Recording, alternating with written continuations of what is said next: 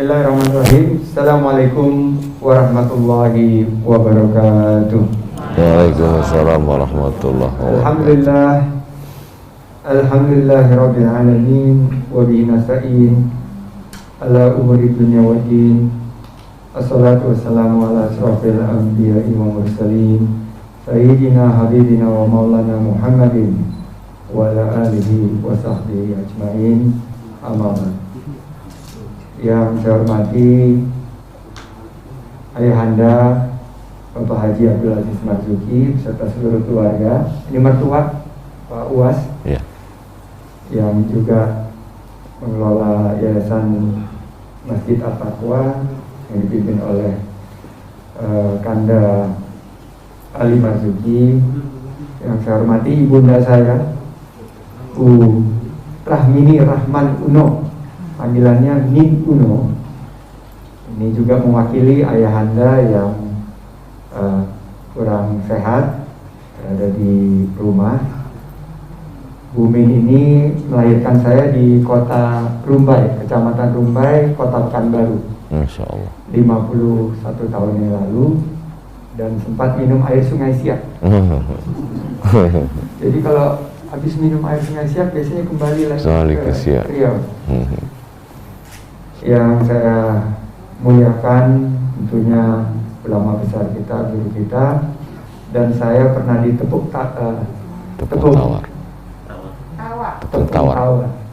tepung tawar dan diberi amanah, diberi nasihat oleh Al-Mukarram Dr. Haji Abdul Somad di Lembaga Adat Melayu di Pekanbaru, dan sampai sekarang masih saya simpan nasihat-nasihat beliau dan sangat relevan. Tentunya saya sudah pernah membagi nasihat-nasihat Ustaz Abdul Somad di beberapa kesempatan. Sahabat saya yang saya banggakan, Bapak Haji Anindya Novian Bakri, yang hari ini secara spesifik Ustaz Abdul Somad juga kesempatan untuk bersilaturahim. Kalau Pak Anin ini namanya sudah tidak asing, walaupun jarang muncul di depan, selalu di belakang layar, tapi Pak Anin ini yang merupakan pimpinan dari TV One dan kelompok usaha bakti sekarang. Mitra saya di beberapa usaha, dan tetap ternyata masih istiqomah di dunia bisnis. Belum ke politik ya, belum ikut ayahanda. Tapi kita terima kasih karena tayangan TV One selalu memberikan inspirasi, dan beberapa program utama seperti Damai Indonesia sangat berpihak dan merupakan tayangan yang selalu ditunggu oleh umat. Dan semua yang tidak bisa saya sebutkan satu persatu tanpa mengurangi rasa hormat dan takzim, syukur kepada Allah Subhanahu wa Ta'ala. Akhirnya hari yang dinanti-nanti oleh istri saya, Mbak Nur, karena dia paling semangat. Mbak Nur ini pendukung UAS yang paling militan. Emak-emak militan nih, salah satunya Mbak Nur. Kita sudah menunggu hari ini mungkin tahunan ya, karena dari sebelum 2018 kita sebetulnya punya mimpi untuk mengundang Ustaz Abdul Somad di sini, terus tapi kan ada peralatan politik yang pada saat itu tidak memungkinkan terjadinya acara ini. Alhamdulillah Allah kasih panjang umur kita, Allah kasih begitu banyak kemudahan, akhirnya Ustaz Abdul Somad bisa hadir di sini. Salawat dan salam selalu tercurah kepada junjungan kita Nabi besar Muhammad Sallallahu Alaihi Wasallam. Semoga kita bisa mendapat syafaatnya di yaumil akhir. Atas nama keluarga Pak Ustadz, kami mengucapkan terima kasih. Saya memiliki 2 anak putri yang ada di Amerika dan akan terhubung dengan fasilitas Zoom. Tapi ada putra saya yang paling bungsu ini, Sulaiman Saladin Uno. Tadi pagi sebelum Ustaz datang untuk menyambutnya, dia udah lihat YouTube-nya Masya Allah, dan sudah maulidan tadi dengan lihat Habib Syekh sama Syekh Abadi. Masya Allah. Jadi ini juga mimpi Sulaiman untuk mencium tangan Ustaz Abdul Somad. Masya Allah. Demikian yang bisa saya sampaikan. Saya ucapkan terima kasih tim UAS yang hadir juga di sini dengan batik. Ini batik Melayu atau batik Riau? Seragamnya bagus sekali. Mudah-mudahan silaturahim hari ini Allah bukakan pintu rahmat, Allah bukakan pintu berkah, dan insya Allah kumpulan kita di sini mendapatkan ridho dari Allah Subhanahu wa Ta'ala. Amin. Ya Allah. Billahi taufiq wal hidayah. Assalamualaikum warahmatullahi wabarakatuh. Langsung saya serahkan kepada Masya Allah. Mukarram Al-Ustaz untuk memberikan tausiah, dan kita sudah terhubung di beberapa tayangan teman-teman yang juga sudah mengikuti melalui Zoom dan melalui beberapa live stream. Ilahi falyatafadhal maskur. Masya Allah. Jazakallah. Izin Pak. Bismillahirrahmanirrahim. Assalamualaikum warahmatullahi wabarakatuh.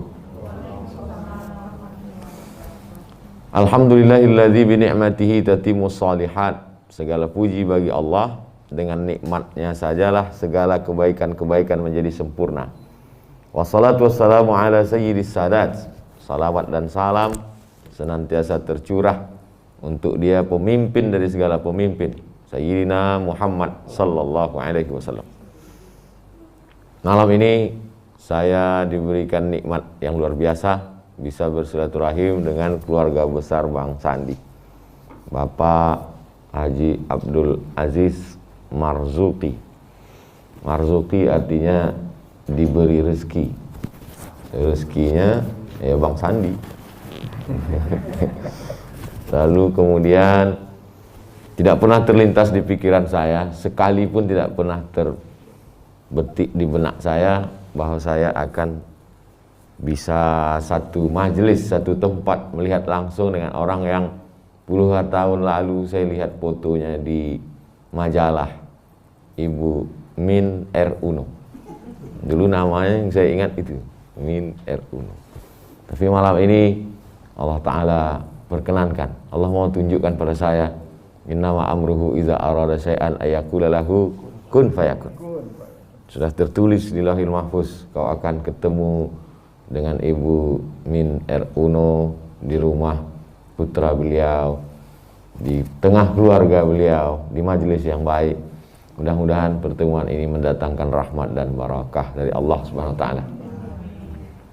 Kemudian ketika beberapa waktu yang lalu kita ketemu di aplikasi Zoom webinar, kemudian ada yang kasih tahu ke saya, rasanya Bang Sandi dalam acara webinar, Bang Sandi dengan sahabat-sahabat beliau, tapi hari itu Mpok Nur ikut serta dari awal sampai akhir. Kehormatan luar biasa. Dan ternyata di akhir acara itu Bang Sandi kasih tahu, Ustadz Somad, ternyata ayah ibu saya, mertua saya ikut semuanya, kata Bang Sandi. Kehormatan, Masya Allah. Ternyata hubungan kami tidak hanya saya dengan Bang Sandi, tapi seluruh keluarga besar. Man ahabba yubsatalahu fi rizqihi, siapa yang mau dilapangkan rezekinya, wa yunsa'alahu fi atharihi, dipanjangkan umurnya, falyasil rahimahu, hendaklah dia menyambung tali silaturahim. Rahim, ana rahman, kata Allah, aku ini rahman. Syaqaqtur rahim min ismi. Rahim itu diambil dari namaku. Rahim bukan dari bahasa Indonesia, bukan bahasa Melayu, tapi diambil dari Asmaul Husna. Lalu kemudian sebagaimana sayangnya Rahim, Bismillahirrahmanirrahim, yang maha kasih maha sayang, begitu jugalah kasih sayang Rahim. Lalu kemudian saya dengan Bang Sandi, dengan kita semua berasal dari satu rahim, tapi lalu kemudian dipisahkan oleh berbagai macam rahim. Saya masuk ke rahim ibu saya, Bang Sandi masuk ke dalam rahim ibunda, lalu kemudian kita terlahir dengan berbagai macam suku dan bangsa, lalu kemudian kita disuruh lagi untuk menyatukan itulah yang disebut dengan silaturahim. Lalu kemudian kalau ada orang yang komentar, itu kan silaturahim istilah orang Islam aja, itu orang bule, orang Eropa nggak ada silaturahim. Ada, cuman mereka nggak menyebutnya silaturahim, Mereka menyebutnya dengan casing yang berbeda tapi substansinya sama. Mereka lagi buat apa? Family gathering. Mereka buat apa? Coffee morning. Jadi sebetulnya hanya beda nama tapi substansi. Tapi niat yang paling penting adalah niat silaturahim kami. Sab'atun yuzilluhumullah, ada 7 golongan yang mendapatkan naungan Allah yauma la zilla illa zilluh. Hari itu tak ada naungan, tempat berlindung karena semuanya tercabut. Tapi ada yang dapat naungan, di antaranya rajulani, 2 orang. Ijtama'a rajulani tahabba fillah, 2 orang yang berkasih sayang karena Allah. Ijtama'a alaih, bertemu bersama karena Allah, berpisah pun juga karena Allah. Saya berharap hubungan saya dengan Bang Sandi karena Allah. Karena kalau hubungan karena kepentingan sudah berakhir dengan berakhirnya kepentingan. Dan kepentingan manusia itu hanya sesaat semata. Sejengkal di tenggorokan, sejengkal di lambung, berakhirlah kepentingan. Tapi kalau hubungan kita karena la ilaha illallah Muhammadur Rasulullah, alaiha nahya, dengan itu kita hidup. Wa alaiha namutu, dengan itu kita mati. Wa biha nub'atsu, dengan itu pula kita akan diwangkitkan nanti di hadapan Allah Subhanahu wa taala. Saya mulai di-upload ceramah saya di internet itu 2012. Tapi tidak viral karena belum dibully. baru mulai viral ketika khutbah pertama bercerita tentang keruntuhan Turki Utsmani. Kemudian di-cut khutbah itu, di-share. Belum juga. Setelah diusir dari Hong Kong baru. Lalu kemudian ada beberapa stasiun TV yang mengundang saya. Awal-awalnya TV Anu, kemudian sampai di sana saya tidak merasa nyaman karena saya dikasih bedak, mungkin karena kurang putih untuk masuk TV. Kemudian bajunya juga saya biasa pakai baju putih aja kemana. Jadi dikasih harus pakai baju ini. Kemudian setelah itu saya wal awwalu wal akhiru, itu yang pertama dan terakhir. Lalu ketika ditelepon, saya bilang saya nggak bisa gitu. Saya kalau ceramah ya sama seperti di masjid. Lalu kemudian satu TV lagi, saya hadir tabligh akbar. Tapi kemudian sebelum ke pentas dikasih tahu nanti di menit sekian mesti nangis, di menit sekian mesti ketawa. Oh saya nggak bisa gitu. Oh saya nggak bisa disetting. Saya bukan artis. Itu pun cuma sekali aja, habis itu nggak ada lagi. Tapi ada satu TV yang saya keringatan, nggak apa-apa. Kemudian temanya terserah saya. Mau ketawa, mau nangis juga suka hati saya. Yang penting sekian menit selesai. Nah, itulah yang bertahan sampai hari ini. Memang beda. Alhamdulillah Pak Anin hadir malam ini. Silaturahim juga terjalin dengan baik. Mudah-mudahan keluarga besar beliau selalu dilimpahi rahmat kasih sayang Allah Subhanahu wa ta'ala. Jadi memang kita hidup ini ada relnya masing-masing.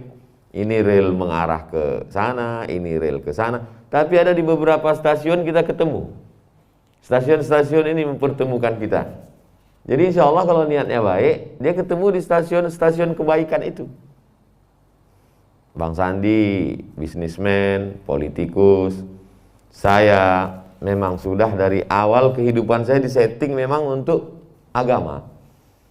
Jadi dulu almarhumah ibu saya cerita, membesarkan kau ini seperti menghidupi api dalam air, kata dia. Susah, dalam kandungan sakit-sakitan. Lalu dia mengadu kepada seorang ulama namanya Syekh Muhammad Ali. Kata Syekh Muhammad Ali, kau bacalah surat Ali Imran ayat 35, 36, 37. Sebelum tidur malam baca. Jadi ibu waktu mengandung dia baca terus. Cuman namanya orang di kampung, baca aja tapi nggak tahu artinya. Setelah saya besar, tamat pesantren, baru dia tanya, dulu waktu aku mengandung baca ini, apa sih artinya? Mana ayatnya, Mak? Ini saya baca. Idh qalat imra'atu Imrana Rabbi inni nazartu laka ma fi batni muharrara. Ketika istri Imran merindukan seorang anak, lama nggak punya anak, namanya Hana. Hana bernazar kepada Allah, inni nazartu laka ma fi batni. Aku bernazar kepada Allah kalau aku punya anak nanti, Anakku ini aku harapkan menjadi muharrara. Saya baca di tafsirnya muharrara artinya khadiman li khidmati Baitul Maqdis. Anakku ini nanti kalau lahir dia hanya akan menjadi pelayan agama, servant of God. Hidupnya tidak untuk yang lain. Jadi di situ saya renungkan, berarti memang sudah jalan hidup saya. Saya lahir sebetulnya mungkin kalau bukan karena tujuan itu sudah lama saya mati. Karena saya pikir teman SMA saya sama-sama mandi di sungai, terpleset, meninggal. Teman saya satu kelas, akrab sekali, meninggal. Lalu saya sampai hari ini hidup. Berarti memang garis hidup saya untuk menjadi pelayan Tuhan, menjadi penolong agama Allah. Walaupun sebenarnya agama Allah tidak perlu ditolong. Saya hanyalah ingin menolong diri saya sendiri. Saya yakin itulah rel hidup saya. Bang Sandi dengan rel hidupnya, Pak Anin dengan rel hidupnya. Tapi kemudian di beberapa stasiun kita ketemu. Dan alhamdulillah stasiun yang kita ketemu itu semuanya stasiun kebaikan-kebaikan semua. Kalau saya renungkan, saya ketemu dengan Bang Sandi dulu di rumah Ustadz Solmed pagi, tabligh akbar, dengan Bang Roma, yaitu Bang Haji. Itu juga di stasiun kebaikan. Lalu kemudian di rumah jamaah juga stasiun kebaikan. Di lembaga adat Melayu Riau di stasiun kebaikan. Ada juga orang ketemu di beberapa stasiun. Itu teman kamu? Iya. Dulu kenalnya di mana? Kami sama-sama Sakau, Pak Ustadz. Ketemu juga. Jadi ada beberapa titik memang orang ketemu di sana. Alhamdulillah saya bersyukur kepada Allah bertemu dengan Bang Sandi di stasiun-stasiun kebaikan itu. Mudah-mudahan stasiun pertemuan kami yang terakhir nanti adalah ketika bertemu dengan Nabi Muhammad SAW. Tidak ada pertemuan yang paling indah. Pertemuan yang paling abadi adalah ketika salamun qaulam min rabbir rahim wasiqal ladzina taqaw rabbahum ilal jannati zumara. Ketika orang-orang beriman itu diarak dengan gerombolan menuju pintu surga, lalu sampai di pintu itu apa kata malaikat? Salamun alaikum, selamat untuk kamu, tibtum, karena kamu sudah berbuat baik, fadkhuluha khalidin, masuklah kamu ke dalam surga kekal abadi di dalamnya. Tak ada tipu, tak ada dusta, tak ada bohong, tak ada permusuhan. Wa naza'na ma fi qulubihim min ghillin, kami cabut dari dalam hati mereka ghil yang membuat kita ada clash. Itu adalah ghil. Ghil artinya hasad, dengki, tidak senang melihat orang lain dapat nikmat, menikmati ketika orang lain susah. Inilah yang membuat kita akhirnya di dunia ini kacau balau. Tapi ketika dicabut Allah Ta'ala, masuk ke tempat kedamaian, tempat yang paling damai itu disebut dengan Darussalam. Dar, rumah, salam, rumah yang penuh dengan kedamaian. Makanya selesai sholat kita selalu mengatakan Allahumma antas salam, engkaulah maha damai. Wa minkas salam, kedamaian ini akan kembali kepada engkau. Fahayyina rabbana bis salam, hidupkan kami dengan kedamaian hati, kedamaian jiwa. Puncaknya adalah wa adkhilnal jannata darussalam, masukkan kami ke Darussalam, ke dalam tempat yang penuh dengan kedamaian. Idza sa'altumullaha fas'aluhul firdaus, kalau kamu minta kepada Allah, mintalah surga Jannatul Firdaus. Sementara menuju ke sana, Allah titipkan ruh bersemayam dalam jasad, masih berkeliling karena Covid. 6 bulan saya tidak keluar dari Pekanbaru, Bang Sandi.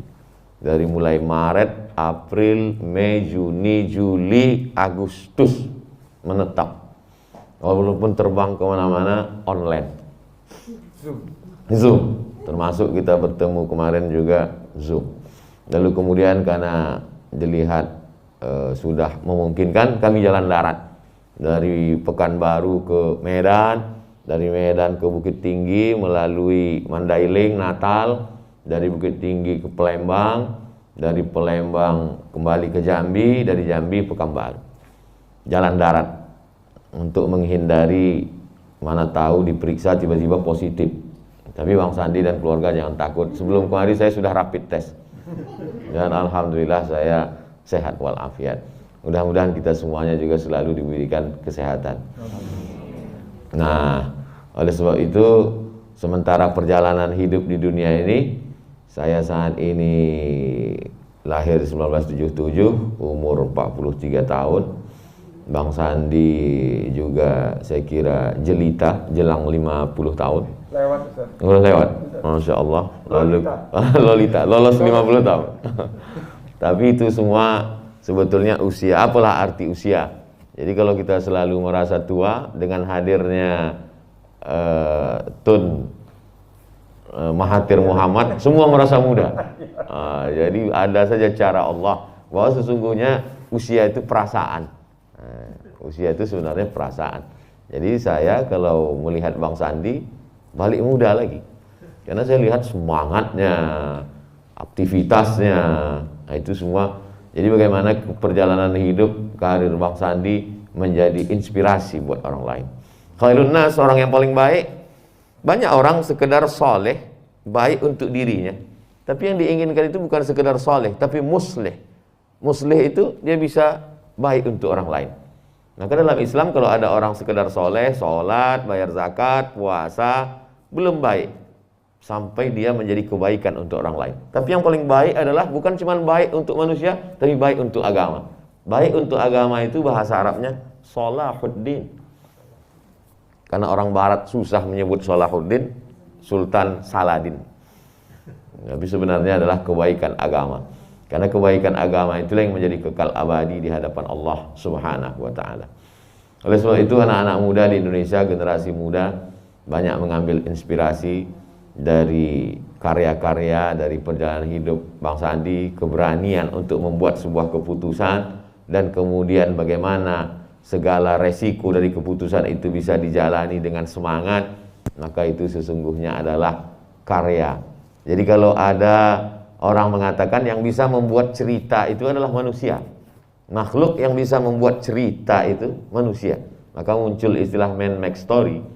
Jadi tidak ada kita dengar ada maaf hewan membuat cerita. Itu ada tuh buktinya Pak Ustadz, cerita tentang hewan. Manusia bercerita tentang hewan, lalu muncullah cerita tentang hewan. Jadi manusia diberikan Allah Subhanahu wa taala kemampuan yang luar biasa, ada akal dipinjamkan, ada pandangan mata, ada telinga, ada hati. Di saat nafsunya begitu luar biasa, datang rem. Orang Arab menyebut akal itu 3 huruf. Akal artinya tali. Makanya orang Arab Saudi Arabia tali yang mengikat sorbannya, yang selalu raja-raja Arab itu diikat kepalanya pakai tali itu disebut dengan iqal, akal. Tali yang mengikat. Karena hawa nafsu itu tidak terkendali, maka diikat dia dengan akal. Tapi akal itu terlalu kasar, ada yang lebih halus lagi. Perangkat lunak dititipkan Allah bernama hati. Saya yakin kalau akal, orang pasti akan kasar sekali. Tapi ketika dia disertai dengan hati, kelembutan yang luar biasa, maka lahirlah karya-karya yang lembut dalam kehidupan, seni. Laqad zayyana as-samaa'a ad-dunya bi zinatinil kawakib, kata Allah. Kami hiasi langit dengan bintang gemintang karena mata menikmati. Mata suka sekali melihat langit penuh dengan bintang. Jadi kalau mata perlu keindahan, telinga juga suka mendengar keindahan, maka sesungguhnya hati juga suka dengan keindahan. Maka kita dengar keindahan suara, lantunan sholawat. Tapi ada yang lebih indah daripada itu adalah ketika kita bertemu dengan orang-orang. Ada yang orang-orang kalau kita ketemu dengan dia, hati kita merasa tenang. Kun ma'allah, bersamalah kamu dengan Allah. Illam takun ma'allah, kalau kamu belum mampu untuk bersama dengan Allah, bersamalah dengan orang-orang yang ketika kau bersama dengan dia, hatimu menjadi dekat kepada Allah. Para alim ulama, para habib, para kiai. Saya sampai hari ini tetap bersilaturahim. Kemarin malam bersilaturahim ke Zawiyah Raudhah Jakarta, kota metropolitan. Tapi masih ada ulama-ulama, paku-paku bumi yang disebabkan doa mereka luar biasa. Para habaib banyak sekali di Jakarta, para ulama, pewaris para nabi juga banyak. Maka saya selalu menyempatkan diri untuk bersilaturahim. Kenapa? Karena duduk dengan mereka, kita minta doa, barakah, nasihat. Saya tidak ada orang menasehati saya. Bahkan beberapa kali saya sholat Jumat sengaja tidak pakai peci, maksudnya mau mendengarkan nasihat khotib, tapi pengurus tahu, langsung karena ada Ustaz Somad, maka khotib hari ini berubah. Padahal niat kita mau mendengar nasihat, tapi ternyata masih ada orang-orang yang tanpa dia berikan nasihat dengan lisannya, tapi sesungguhnya hati dia sudah menasihati kita untuk selalu tunduk dan takut kepada Allah Subhanahu wa taala. Nasaha, asal dari kata nasihat itu adalah artinya menyaring. Sebagaimana seseorang menyaring madu. Madu itu manis, tapi di dalamnya ada sampah-sampah, ada lilinnya, ada baby anak lebah yang mungkin tercampur, ada juga di situ daun-daun, sarang-sarang, maka ini mesti disaring. Proses penyaringan madu itu disebut dengan bahasa Arabnya nasaha, nasihat. Jadi nasihat artinya mengeluarkan sampah sehingga keluarlah madu murni yang luar biasa. Jadi kalau ada orang mengatakan kita tidak perlu nasihat, maka sesungguhnya banyak sekali sampah. Saya malam ini tidak memberikan nasihat karena asal muasalnya adalah mau silaturahim. Tapi kemudian disediakan mikrofon dan kita sudah live, maka sepatah dua patah kata Bang Sandi, tidak ada kata yang paling indah kecuali ayat-ayat Al-Quran. Itulah yang saya bacakan dari awal tadi. Tidak ada yang lebih menarik kecuali hadis-hadis Rasulullah sallallahu alaihi wasallam. Qul la in ijtama'atil ummatu, berkumpul seluruh penduduk bumi, ala ayyadurruka bi syai'in, untuk memudaratkanmu, mencelakaimu, menimpakan sesuatu terhadapmu, la yadurruka, mereka tidak akan sanggup, illa qad kataballahu alaik, kecuali memang itu sudah tertulis sebagai takdir. Keyakinan itu yang kita pegang. Keyakinan itulah yang membuat saya tidak ragu untuk melangkah, bahwa sesungguhnya kalau pesawat yang saya naiki ini jatuh, itu bukan karena sesuatu, tapi karena memang sudah takdir saya.